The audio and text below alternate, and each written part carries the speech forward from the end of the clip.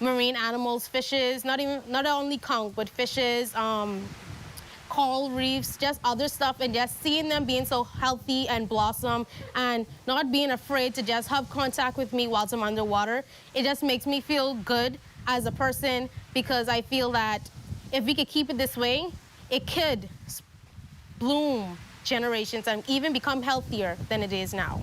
And like Dwan Tucker, there are a lot of other young people who have a passion for environmental preservation and protection. I could truly spread the word, because social media has it's had its pros and cons, and I think I could be the pro of basically spreading the word about us protecting marine environments, our environment in general, just by picking up trash to forming more national parks for endangered, killing out endangered species, and just making and protecting the Bahamas. There are an increasing number of young people who are making their living from the environment.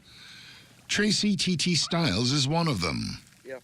We met her at Mariah Harbor National Park. Well, I grew up on the waters. All my life all I know is the salt life. And I worked at a resort for about 3 years, and whilst working there, I realized a lot of people asked about paddle boards. Nobody really does paddleboard. Well, nobody did paddleboards here back then. So, I bought my first 2 paddleboards and I tried it out to see how it would work. And then I came across the clear kayaks, and I'm like, this would be a game changer here in Ixamal. So that's what I did, and I learn about it every day. I rent clear kayaks, I rent paddleboards, and I also do guided tours through the Mariah Harbor. The 3-hour tour, it's done in the clear kayaks, and we explore the Mariah Harbor. So with the wildlife, you'll see sharks, stingrays, starfish, barracudas, bonefish, and other sorts of fish. Leave the ferry dock and we go around Goat Key. Around Goat Key, you usually see a lot of starfish, and once we go around Goat Key, you hit up 1 or 2 of the sandbars. Then we go through the mangroves, where you see lots of wildlife. And then from the mangroves, we go up through more sandbars, and then we stop at a beach. And that's where you get to explore. So naturally, TT understands the importance of marine protected areas. It's important because it's a natural habitat. When it's time for our sharks and our fish and our wildlife to mate, this is where they come, because it's very protected. And it also protects the land. Without the mangroves, we wouldn't have land, because everything would be washed away when the storm comes. And it also helps to feed us. So it's a must that we protect it. Her father, Tracy Stiles, who has been fishing in these Zumas for more than 40 years, agrees. I'm for protected areas. You need areas where people can go. If you catch a fish, you release it. It's a protected area. Like the tourists, they come and they just want to catch it. They want to catch a grouper. You release it. You need areas like that.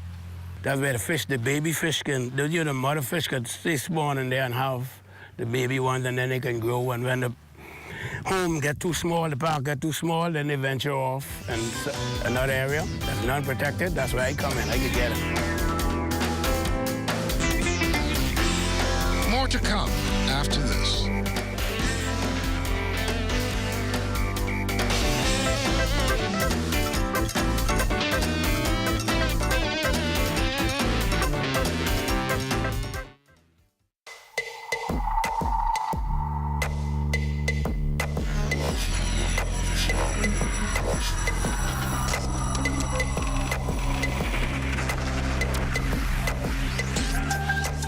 You're watching the ZNS Network, the People's Station.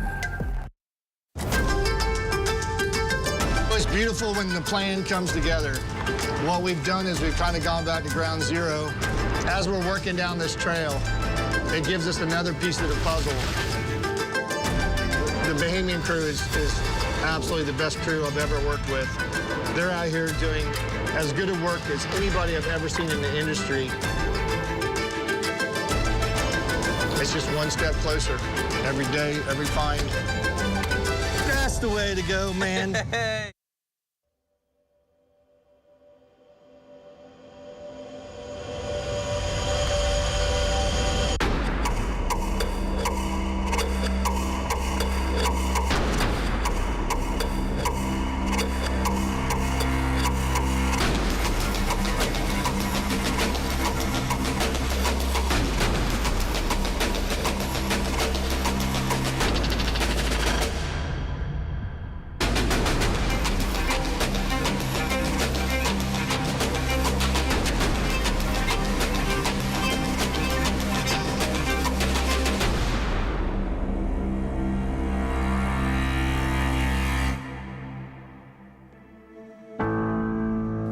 I was a very young man when I met Mel Fisher, not long after he had found the Atocha.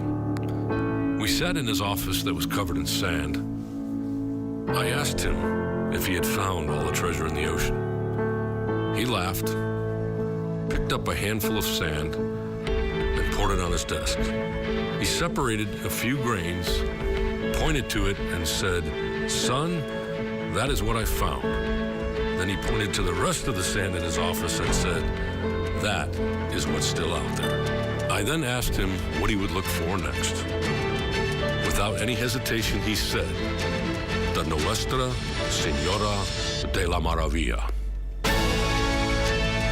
There are over 3 million shipwrecks on the ocean floor, just waiting to be found. Nothing is truly ever lost at sea, only hidden by time and sand. When I put this fleet together, it wasn't just for fun. And although we do have fun, we never lose sight of our goal. Right here, right now, we are on a mission.